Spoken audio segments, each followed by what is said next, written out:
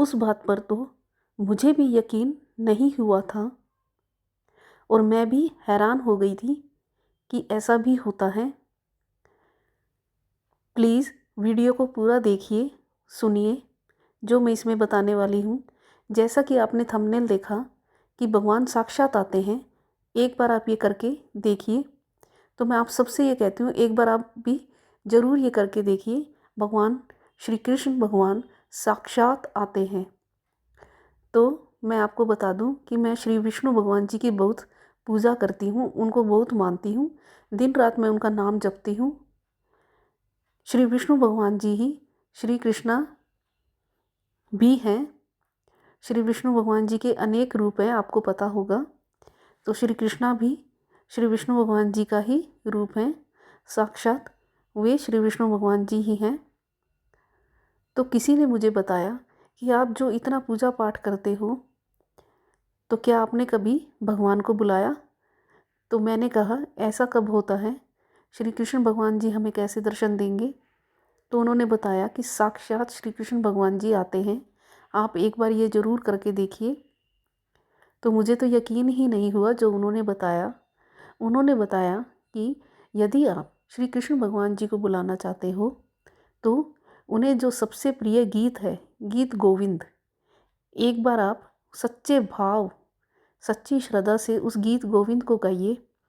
श्री कृष्ण भगवान जी प्रकट होंगे, वो ज़रूर आएंगे। तो मैंने कहा, ये कैसे होता है? तो उन्होंने बताया कि श्री कृष्ण भगवान जी को गीत गोविंद अति प्रिय है।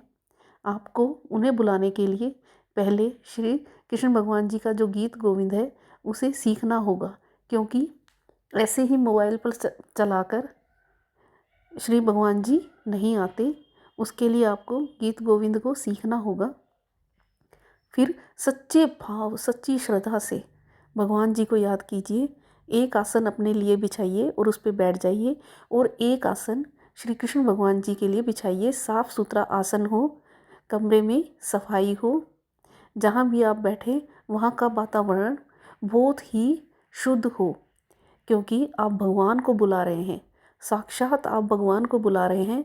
तो वहाँ का जो प्रकृति है वो भी बहुत ही शुभ होनी चाहिए, सब कुछ अच्छा होना चाहिए। तो एक साफ सा आसन आप श्री भगवान जी के लिए भी बिछाइए और एक आसन पर खुद बैठ जाइए और सच्ची श्रद्धा भाव से, मन से गीत गोविंद को गाइए।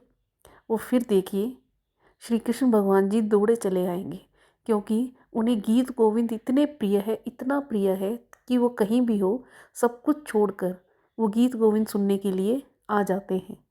और वो तब तक नहीं जाते जब तक कि वो उसे पूरा सुन ना लें।